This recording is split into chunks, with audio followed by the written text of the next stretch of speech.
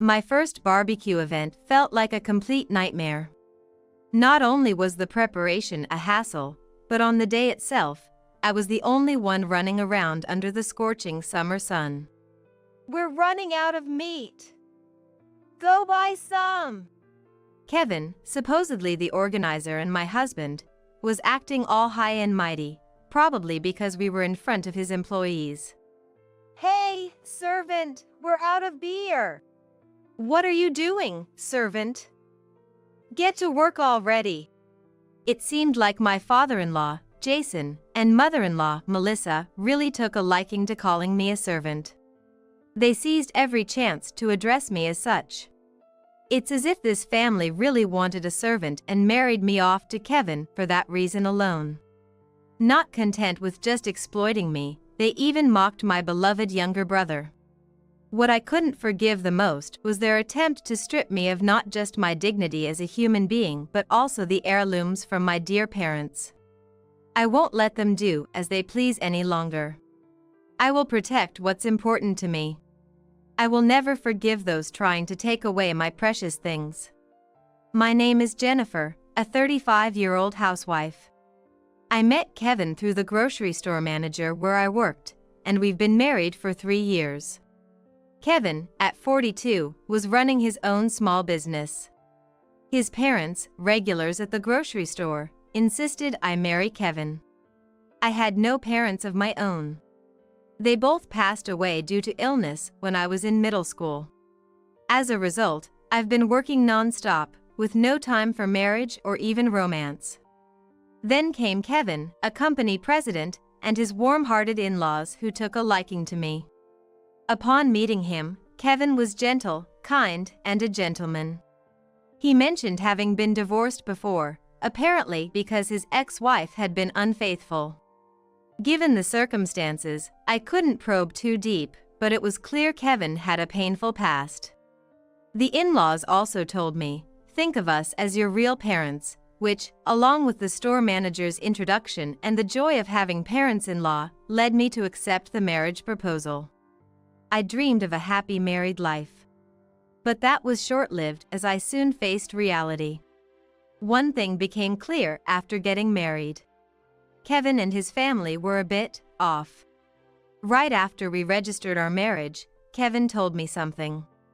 "Sorry, but I'm considered single at the company.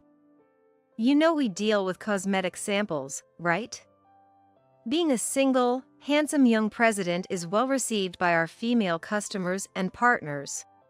I had many things I wanted to say, but first and foremost, I couldn't hide my slight chill at Kevin's self-proclamation of being handsome. Though he claimed to be single, he wasn't hiding the fact that he had been divorced before. According to Kevin, having been divorced once added a touch of melancholy and humanity that was supposedly good for public image. I wondered if this was his way of self-promotion, but for the time being, I complied with his wishes. I had already started to think Kevin is a weird guy, but he wasn't the only odd one out. I had assumed that after getting married, Kevin and I would set up a new home together, but Kevin expressed a desire to live in my house. What a pleasant surprise that you live in such a magnificent house, said Melissa. My home, inherited from my deceased parents, was a sizable single-family house. "Despite being an orphan and poor, you dared to live in such a house," muttered Jason in a low voice, acting as if I wouldn't hear. I had a bad feeling when Kevin said he wanted to live in my house. Sure enough, as soon as Kevin moved in, the in-laws followed suit. They doted on Kevin excessively. Since they were always together, it was natural for them to live under the same roof, they argued, and they started living as if it were their own house. I strongly resisted letting them stay in my house, but my objections were completely ignored. This being my first marriage, I was bewildered by what seemed to be the norm. I learned something else after getting married. The family hosted an annual barbecue event. A family barbecue would have been understandable, but this event included employees from Kevin's company and friends. It seemed Kevin, always concerned about appearances, held these events for show. One might imagine a barbecue event to be fun. The first year of marriage, I was actually looking forward to it a bit. But it turned out to be a massive trial event for anyone marrying Kevin. I heard that it attracts as many as 50 participants every year. Wondering who in the world would organize such a large-scale barbecue event. You're such a hard worker, which is a relief. Make sure you take good care of everyone on the day, Kevin said to me with a smile. To my dismay, everything from sending invitations by email, shopping for a large amount of food and cutlery, to setting up and preparing the venue was left up to me. My first barbecue event felt like a complete nightmare. Not only was the preparation a hassle, but on the day itself, I was the only one running around under the scorching summer sun. Kevin, supposedly the organizer and my husband, was acting all high and mighty, probably because we were in front of his employees. We're running out of meat. Go buy some. When the employees, out of concern, said they would buy it themselves, Kevin dismissed them. Just enjoy yourselves without worrying. I'll have our servant take care of the shopping. I was particularly stung by the use of the word servant. Even if he pretends to be single at the company, calling me a servant seemed too harsh. To top it off, my in-laws started using that term as well. Hey, servant, we're out of beer. What are you doing, servant? Get to work already. Apparently, my father-in-law Jason and mother-in-law Melissa really took a liking to calling me servant. They took every chance to call me that. And it was especially troublesome because they would wait until no one else was around. Being exploited by Kevin and my in-laws left me so exhausted after the event that I couldn't stand up. The thought of this happening every year terrified me. From then on, the attitude of Kevin and my in-laws towards me became more transparent. Kevin was passionate about his work. However, he also held the belief that as long as he did his job well, he could do whatever he wanted. A while after we got married, Kevin brought home a young woman. This person will be staying over tonight. Please take care of the shower and meals, he said, then went into his room with her. Stunned and unable to say anything. Kevin has brought home another beauty. Quite different from you, Melissa said, laughing as if it was nothing out of the ordinary. Unable to see this as normal, I followed them to Kevin's room, intending to give him a piece of my mind. When I opened the door, I heard a woman scream from inside. Drained of blood, I cried in my bedroom without saying a word. The kind and sincere Kevin I saw at first was probably just an act. The same was true for my in-laws. Not working, they treated me practically like a servant during the day. Demanding meals at any arbitrary time and making me clean up their messes were the norms. And then they would suddenly demand bread from a bakery far enough away to require a bus ride, wanting it right now. When I showed my frustration, you might not know this since you don't have parents, but this is what parents are supposed to do. Didn't we tell you when you got married? Treat us like your real parents. So stop complaining and get to work. The warmth I felt was an illusion. Taking advantage of my lack of parents, they probably figured I wouldn't leave no matter how badly they treated me. Indeed, I had nowhere else to go but this house. Then, the season for my second barbecue event came around. Thinking back on last time made me dread it, but having been through it once, I was prepared. I had started preparing things like cutlery early on. There were 50 guests again this year, but there was something in Kevin's orders that wasn't there last year. A karaoke set. Kevin said he liked to sing, so I thought maybe we'd have a karaoke competition this year, and I rented a complete karaoke set. To my surprise, no karaoke competition was held on the day. Instead, towards the end of the event, Kevin's one-man show began. Honestly, Kevin's singing was mediocre. Not particularly good, but not bad enough to be called poor. However, the occasionally off-pitched tones undeniably dampened the mood. The guests all had indescribable looks on their faces. Worried the event would be ruined, I started clapping loudly and calling out from the back row to match Kevin's singing. Then, the guests around me also started clapping their hands and getting into the spirit. And, in another spot, they did the same with clapping and calling out. Since the guests in that area joined in too, doing this in about 5 places got the whole venue excited about Kevin's singing. Kevin, pleased with how things were turning out, enjoyed passing the mic around for everyone to sing, thus saving the event from disaster. It was only about 30 minutes, but it felt like an agonizingly long time. Kevin's parents, who adore him. Kevin should become a singer. Let's start a fan club right away. Were overly thrilled with a misguided enthusiasm. I managed to get through this year's barbecue event, hoping next year would be easier. Then came the summer of our 3rd year of marriage. During that time, Kevin kept bringing women home as usual. Sometimes it was the same woman, other times different ones. I had become so accustomed to it that I felt nothing whether Kevin brought a woman home or not. Since Kevin always claimed he was having work meetings, I agreed to go along with it. Even if his infidelity was apparent, I didn't want to be seen as jealous or resentful towards the other women. As for my in-laws, it seemed their daily joy was thinking of new ways to exploit me. I played along with their harassment, as they seemed to find no other pleasure in life. But more importantly, I needed to focus on the upcoming barbecue event. Despite my reservations about the event, it involved people outside the family, so it was crucial to avoid any mishaps or embarrassments. Driven by a strong sense of responsibility, I felt a sort of fighting spirit.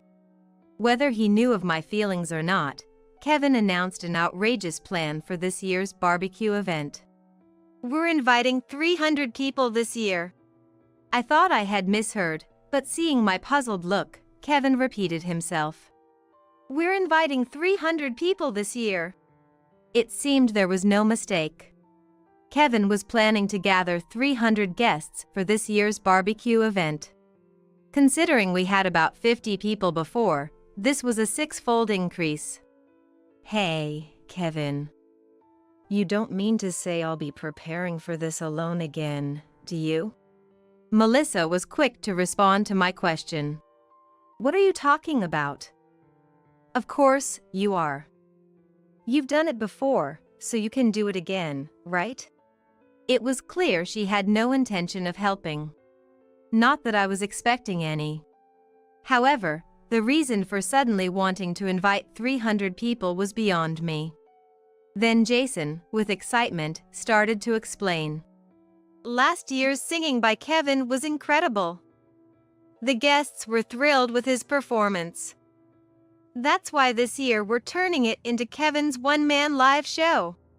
I almost dropped my smartphone in shock. The idea of a one-man live show for Kevin was astounding. Leaving my astonishment behind, the conversation quickly progressed. A surprise would be best. We'll turn off the lights in the middle of the barbecue, then Kevin appears in costume. The first song should be a cappella, to really capture everyone's hearts. I was speechless. Just a short 30-minute interlude had been barely enough to entertain last time.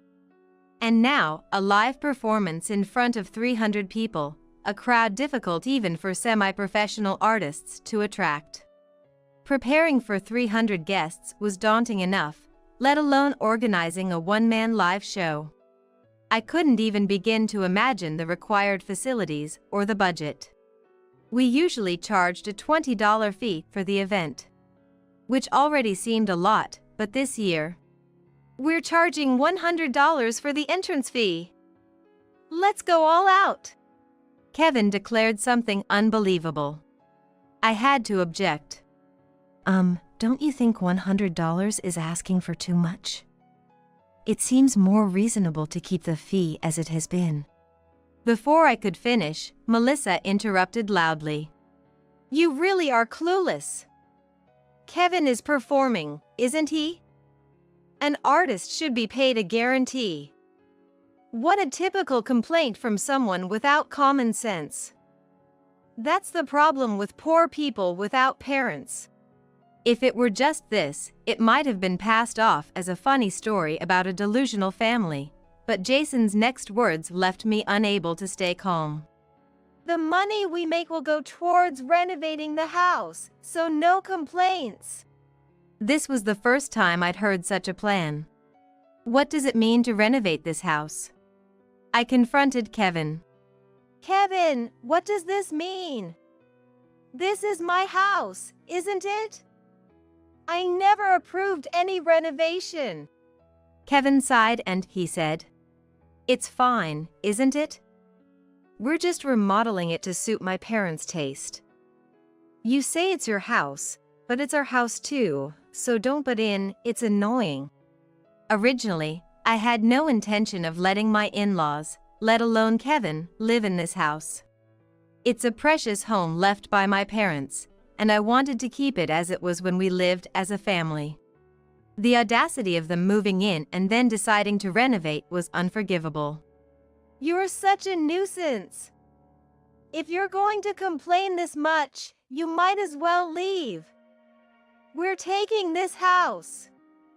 Pay us back for picking up a poor, lonely woman with no parents to spend her life with. Having no parents doesn't mean I have no family. I have a brother I grew up with. When I was getting married, I told them about my brother and asked them to meet him. However, they said dealing with relatives was a hassle and refused to meet him. What's the point of meeting your poor brother? We don't do things that don't bring us money or benefits. Terrible in-laws. No, such people can't be considered parents, even by marriage. Monsters wearing human skin, who only care about their son. And Kevin is the same. Even if it's for the company's image, is it necessary to pretend to be single? Then, perhaps, it would have been better not to marry at all.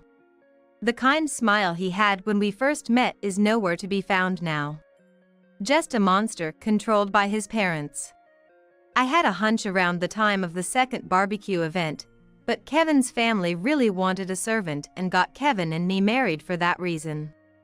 And not only did they exploit me, but they also ridiculed my dear brother. What I cannot forgive the most is their attempt to take not only my dignity as a person but also the memories of my dear parents. I won't let them do as they please anymore. I will protect what's important to me. I will never forgive those trying to take away my precious things. First, I looked for a venue capable of accommodating 300 people for the barbecue event. I had a lead on a large venue, so I contacted them immediately and made a reservation.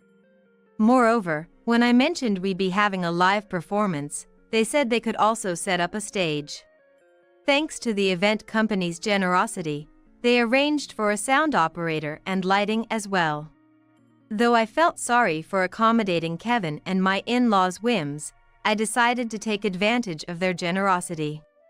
The food was already arranged to be delivered swiftly on the day, after consulting with the event company. Cutlery was divided for about 50 tables, planning for 6 people per table to ensure everything needed was at each table. For drinks, we decided to set up dedicated counters in several spots around the venue where guests could easily pour or grab their beverages. We made arrangements to ensure guests wouldn't be inconvenienced, even with minimal staff. I was also dragged into fitting Kevin's costume. Jason's taste exploded into a costume from an indiscernible era, not fitting for the current times at all. Kevin's family was practicing their singing at karaoke bars at night, it seemed. I wasn't going to stop them anymore. Let them do their one-man live show or whatever, and embarrass themselves.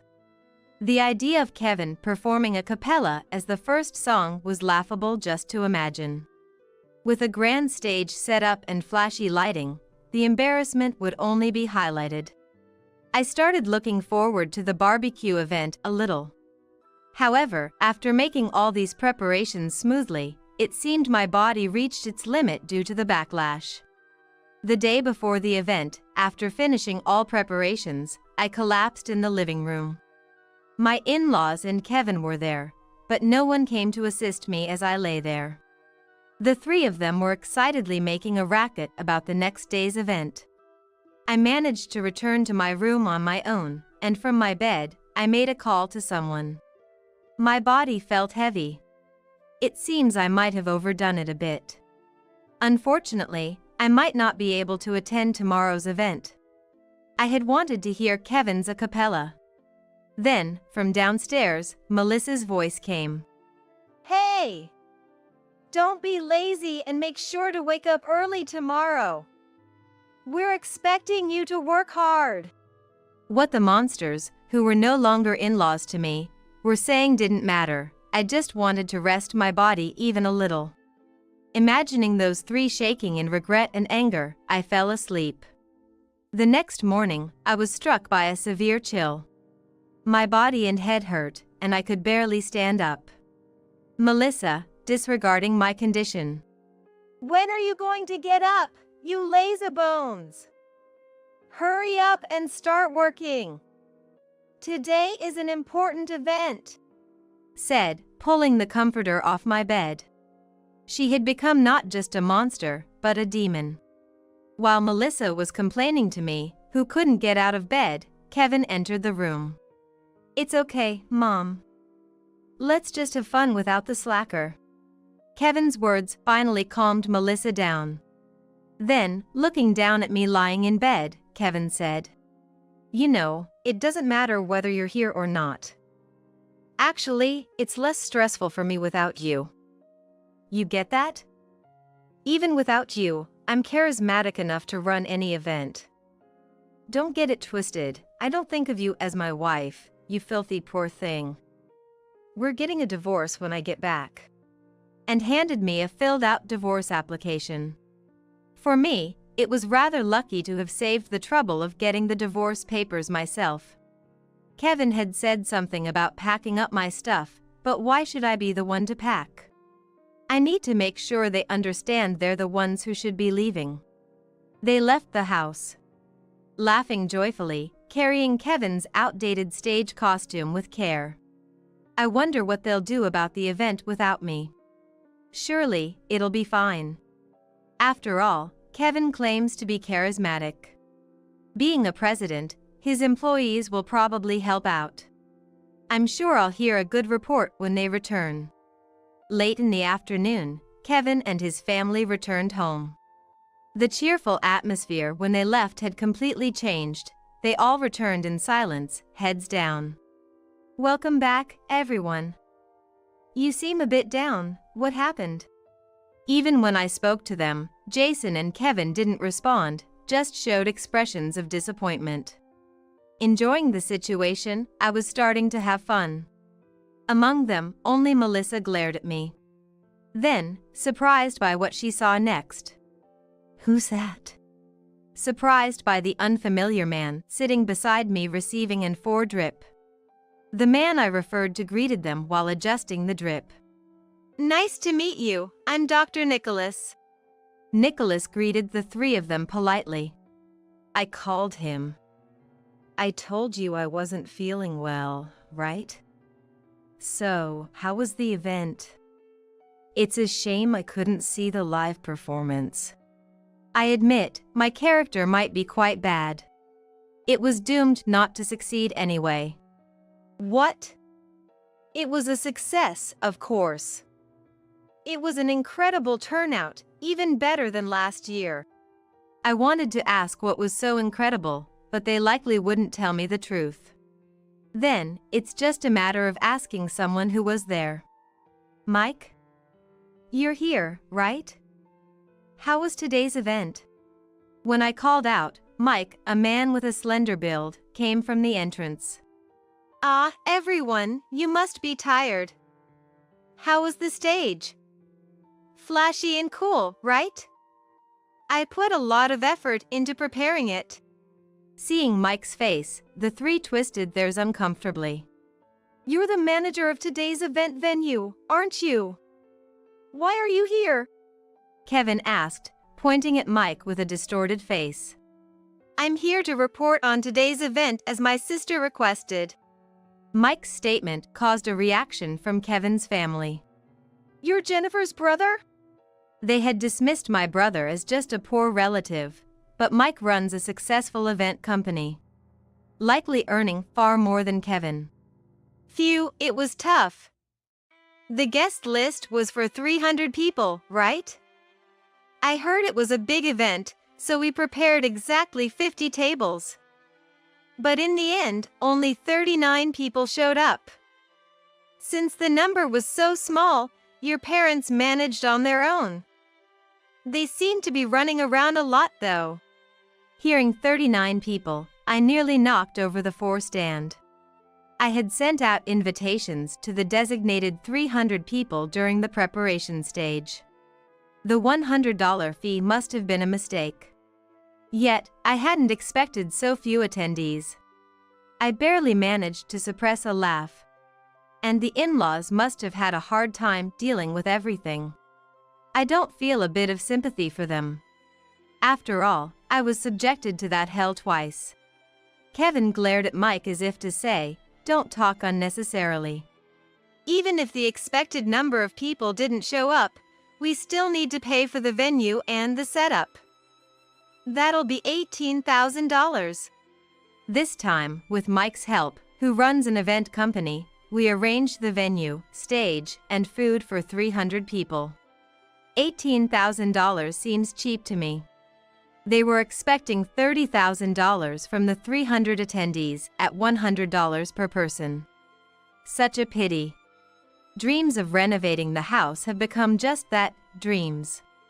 We can't possibly pay that, only 39 people showed up, Kevin said, trembling, to which Mike responded with a broad smile. That's irrelevant. Mike's smiling face contrasted sharply with Kevin and his family, who seemed to age rapidly.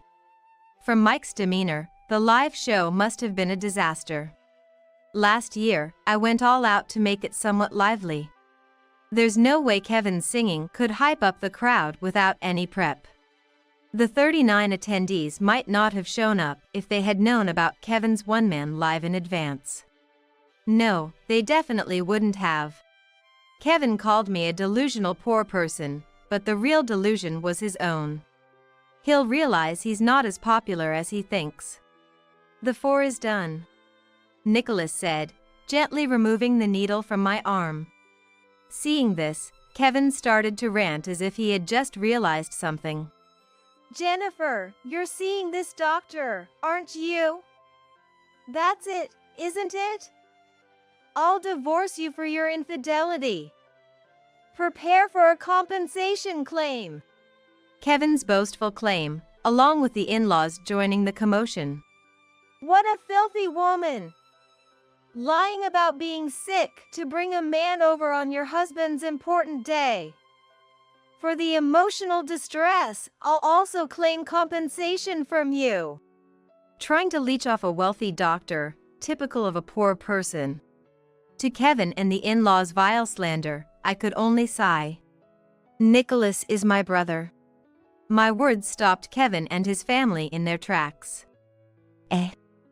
Then this event company is? Looking at Mike, they asked. I am her brother. I'm Mike's brother. They're both my brothers. The 3 of them gaped in surprise. No wonder. They've been disparaging someone they assumed was poor, only to find out they're well established in their professions. As a doctor, I must say, the reason Jennifer collapsed was due to overwork. A housewife suffering from overwork, how much did you force her to work? This is abuse, you know? Shall we go to the police? Nicholas's calm words made Melissa react first. We didn't abuse her. How dare you suggest that? You people without parents wouldn't understand. Children are supposed to serve their parents. I was just teaching her the value of parents since she has none. And she ranted on, demanding proof of abuse. Handing them the proof on a silver platter, how convenient. Evidence, huh? On someone's advice, I've been carrying a voice recorder around. Since around the first barbecue event, I had my doubts about you, I said, pulling a small voice recorder from my pocket. It's pretty easy to predict when you're about to say something nasty. Just press the record button then. So, I've got about 2 years worth of audio stored here. My words turned Kevin and the in-laws pale. Still, Melissa was defiant. What? That's eavesdropping. You're the one committing a crime. I was utterly dumbfounded by her audacity, but thinking about cutting ties with them made it bearable. Just as I was about to deliver the final blow, another voice spoke up. Shall we take this to civil court, then? Everyone turned to see who had spoken. Entering the living room, the man surprised Kevin and his family. Daniel. You're early. My words made the three look incredulous. Good guess for their limited intellect. This is my oldest brother, Daniel. Unsurprisingly, the three showed expressions of astonishment. Daniel continued to speak without paying any mind to them. I was happy to hear that Jennifer was getting married. However, it puzzled me that we never had the chance to meet. After hearing Jennifer's stories and doing some research on Kevin, it turns out, Kevin, you told Jennifer you were divorced once, but in reality, you've been divorced 4 times, haven't you? At Daniel's words, Kevin's face twisted slightly. It's not good to say you were divorced only once to get married, especially since you've repeatedly committed adultery over a long period. Upon being confronted, Kevin finally spoke up. Who do you think you are, looking into my affairs without any right? Don't mess with me. What civil lawsuit? You're not even a lawyer. At that moment, I decided to reveal the truth to them. Daniel is a lawyer. I officially hired him for this case. He's the one who advised me to carry a voice recorder. Kevin froze, still with a shouting expression. Daniel relentlessly pursued Kevin. Furthermore, you'll be sued by multiple women. You've been receiving significant amounts of money and gifts from them under the pretense of marriage. I expect you'll face claims for compensation totaling tens of thousands of dollars. Kevin collapsed to his knees on the floor. Jason was holding his head in despair. Melissa, however, seemed not to have given up yet. Hey, if you're Jennifer's brother, then you're family, right? Let's stop fighting among family. It was wrong not to meet you. But let's get along from now on. What a terrible thing to say, ignoring their own sins. Just because they found out the poor siblings were a manager, a doctor, and a lawyer, and so easily changing their attitude. It's meaningless, so let's have them give up. We're not your family. Family? Unfortunately, Nicholas has already filed the divorce papers on my behalf. They've been accepted without any issues. So, we'll have to decline your proposal. Even Melissa stopped in her tracks at that. Her face turned pale rapidly. Anyway, about the event's cost, $18,000, we'll be expecting your payment. Since you admitted to abusing Jennifer, as a doctor, I'll be reporting this to the police. As for me, let's discuss everything in court. It seems you've been calling Jennifer poor, but I'd like you to correct that. We owe our current positions to Jennifer. She raised us splendidly in place of our parents. We've never thought of ourselves as poor. Perhaps it's you who are the impoverished ones, with such barren hearts. Before long, Kevin and his family were all sitting on the floor, looking pale with despair. I felt sorry to say this amid their despair, but it's troublesome if they stay here forever. So, please pack your belongings and leave. This house is precious to us siblings. I told them with as pleasant a smile as I could muster. This was the first and last smile I'd ever show them. They were responsible for their own downfall. Goodbye, and enjoy your journey to hell together.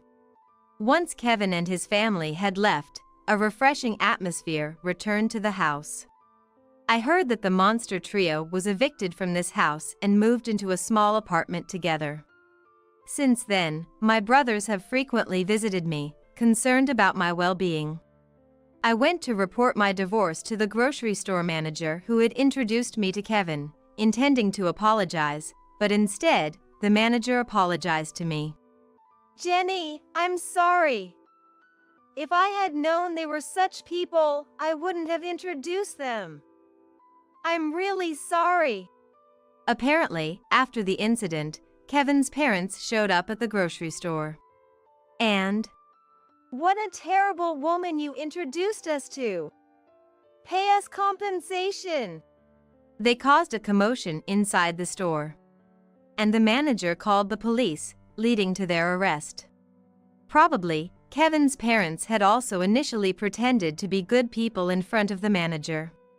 The truth comes out eventually. When I expressed my intention to work at the grocery store again, the manager was genuinely delighted. Meanwhile, Kevin, facing compensation claims from numerous women, could no longer sustain his business and had to transfer its management to another company. Of course, I'm also claiming compensation from Kevin, including for his fraudulent representation of his divorce history and the abuse towards me. It was surprising to learn he had been divorced 4 times. Kevin's family had been careful to keep his divorce history hidden. I later learned that the ex-wives had divorced Kevin mainly due to the unbearable barbecue events. In any case, I'm satisfied that I could protect this house. Despite all the terrible things said to me, I have my brothers who stood by me. True, irreplaceable family. Today, my 3 brothers visited. We spent warm times together, just like old times. I plan to live happily, protecting this house left by our parents and my precious brothers.